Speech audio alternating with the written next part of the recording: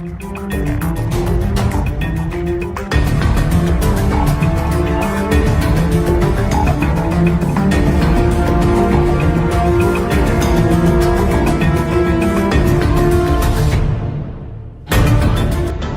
উত্তরপ্রদেশের মৈনপুরীতে ঘটেছে বিভীষিকাময় এক ঘটনা।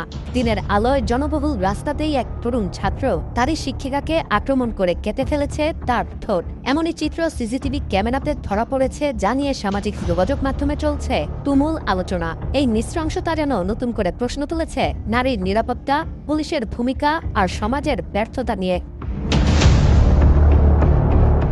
ভারতের স্থানীয় গণমাধ্যম এনডিটিভির একটি প্রতিবেদন থেকে জানা যায়, এই ঘটনায় অভিযুক্ত একজন ক্লাস 12-এর ছাত্র। দীর্ঘদিন ধরেই মূলত ওই ছাত্র শিক্ষিকাকে উত্ত্যক্ত ও হেনস্থা করে আসছিল। বিষয়টি নিয়ে একাধিকবার অভিযোগও ওঠে। এমনকি অভিভাবক শিক্ষক বৈঠকে ছাত্রের মাকেও জানানো হয় পুরো ঘটনা। পরবর্তীতে ওই বৈঠকে আশ্বাস দেয়া হয়েছিল অভিযুক্ত ছাত্রের এমন আচরণ বন্ধ হবে, কিন্তু বাস্তবে কিছুই বদলায়নি। উল্টো ভয়, মানসিক চাপ আর নিরাপত্তাহীনতায় ভুগতে ভুগতে শেষ পর্যন্ত চাকরি ছাড়তে বাধ্য হন ওই শিক্ষিকা। স্কুল বদলান, পথ বদলান, জীবন বদলানোর চেষ্টা করেন, কিন্তু তাতেও যেন ভাগ্য পরিবর্তন হয়নি ওই শিক্ষিকার।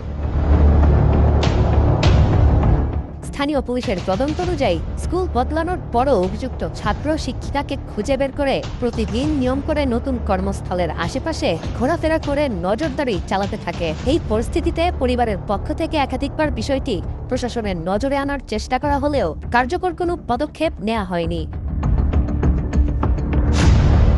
এরপর ২৬ জানুয়ারি ঘটে অঘটন। সেদিন কাজের উদ্দেশ্যে বেরোনোর সময় সাদার ঘতুয়ালি এলাকার রাস্তায় শিক্ষিকার পথ আটকায় অভিযুক্ত ছাত্র। এরপর প্রকাশ্যে রাস্তাতে শুরু হয় হেনস্থা। মুহূর্তের মধ্যেই অভিযুক্ত ছাত্র ধারালো অস্ত্র বের করে ঝাঁপিয়ে পড়ে শিক্ষিকার উপর। প্রত্যক্ষদর্শীদের মতে কয়েক সেকেন্ডের মধ্যেই ভয়াবহভাবে কেটে দেওয়া হয় শিক্ষিকার ঠোঁট। রক্তাক্ত অবস্থায় রাস্তায় পড়ে থাকেন শিক্ষিকা, আর অভিযুক্ত ছাত্র পালিয়ে যান।